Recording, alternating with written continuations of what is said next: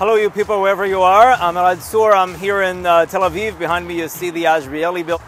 The rockets that are launched from Gaza to Israel. And how come these rockets, even though they're not dangerous, and I'll talk about that, they are a major strategical threat on the existence of Israel, not less. How could that be? And the second thing I want to talk about is how come, if these rockets were launched on us for the past 14 years, why are we making the fuss now? What's the difference?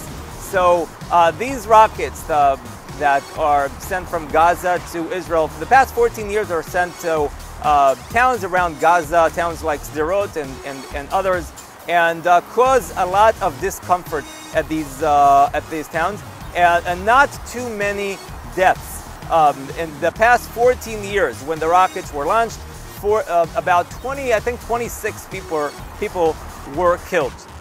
In the past 7 days, I'm here talking to you after 7 days of this conflict going on in Gaza, 800 rockets were launched, 0 people in Israel were killed. 2 or 3 injured, 1 may be injured seriously. In other words, I'm sitting here in Tel Aviv. I have a much better chance to get myself hit by one of these motor scooters that are trendy here now than by a rocket. It's not much of a risk. You are watching this video, think about what in the past week, how many people wherever you are in the past week died from either crime or car accidents or whatever. Of course, this risk here of 0 people died and 2 or 3 injured within 7 days after 800 rockets, that's not too much of a risk. So how come we treat these rockets as a strategical threat on the existence of the country? So here's the thing, it's not the rockets. It's not the rockets. The threats here are the sirens. So we have a system that starts a siren sound every time in the area where the rocket is launched to. Automatically it will sound the siren, and people hear the siren and go running for shelter. You know, even though it's not much of a risk, like just mentioned, but normally people would not just sit there, listen to a siren and continue in Tel Aviv drinking their coffee in their coffee shop, or being on the call, Skype call, whatever, with doing whatever business that they're doing. Normally people hear a siren, they know that the rocket's coming, even though it's a low risk, they would run for shelter.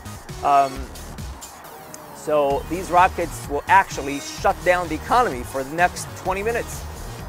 Now, as long as the rockets are launched onto Sderot, that nice little sleepy town next to Gaza, it's very inconvenient, dangerous. People got injured, people got killed.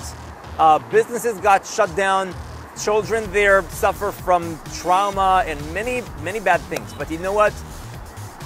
It was not a strategical threat on the existence of Israel. It's very bad. It's bad for the people in Sderot. It's everything, you name it. But it's not a strategical threat. Israel lived with these rockets going on and off for 14 years. We lived with it, you see, we still exist. But Tel Aviv is a different story. Shut down the economy of Tel Aviv, that's the end of the state of Israel. As simple as that. This is the center, the heartbeat of the economy here. Israel's economy is doing pretty well, at least on the macro level. Shut this off, it's the end of the country. So Israel cannot tolerate sirens going off in Tel Aviv. Now, we do have this Iron Dome system that everyone's very proud and excited about. And this system would detect rockets if they're going to go to nowhere, that's going to leave them alone. If they're going to hit somewhere that's important, they're going to detect them and go get them and take them down. But still, a siren will be sounded. So even when the Iron Dome goes and takes down the rocket, and that's why, that's the main reason, that and I guess luck or help of God, whatever you believe in, these are the reasons why after 800 rockets we have 0 casualties. But still, it doesn't affect the main effect of these rockets, and that is that shut down the economy. Shut down the economy for 20 to 30 minutes. And now, try to get back to business after that. Now, these rockets cost, an average, between $200 and $1,000 per rocket. Not too much. These rockets can be managed by, let's say, a 16-year-old, okay? So, in other words, a 16-year-old freshman 16-year-old terrorist that has in his hand a $500 worth rocket can shut down the Israeli economy. This is the issue. This is what we are afraid of, and no matter what pressure you put on the state of Israel, you can have President Obama call Prime Minister Netanyahu, Israel Prime Minister Netanyahu, 10 times a day. It won't make a difference. No matter what happens, Israel cannot have rockets launched on Tel Aviv. Israel has to do whatever it takes to make this stop. This is the matter of life and death, or existence and non-existence of the country. Now, as long as the rockets were launched only on Sderot, Tel Avivians couldn't tolerate rockets on Sderot. Of course, they would go, oh no, when they hear it in the news. Of course, they don't like it, and they would be very unhappy with that, but they can tolerate it. But here, when the rockets are hitting Tel Aviv, this problem goes to the next level.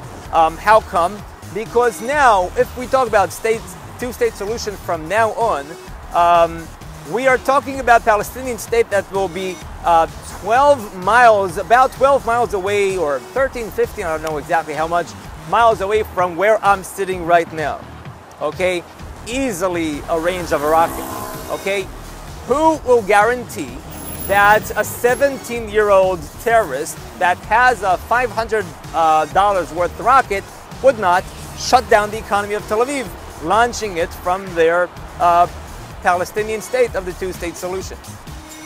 Will the Palestinians be able, even if they want to, Palestinians will be able to guarantee these rockets will not be launched on Tel Aviv?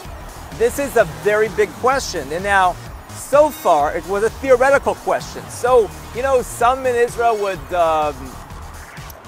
said, yes, it's a threat, you should take it seriously, but most of the pro two-state solution people treated this threat as something theoretical. But now, after these rockets hit this city, it's not a theory anymore, and that's something that has to be very seriously considered, and has to concern everyone that's in this deal. So these rockets on Tel Aviv put another obstacle, a very big one, on the possibility of the two-state solution. I hope you found this. I hope you found this informative. If you have any questions, comments, concerns, if you want to discuss, please in the comments down below. I'll try to respond. I'll be happy for a discussion to start. I'm Elad Tzur. We pray for peace for Israelis and Palestinians and the rest of the world. And have a good day, you all. Take care.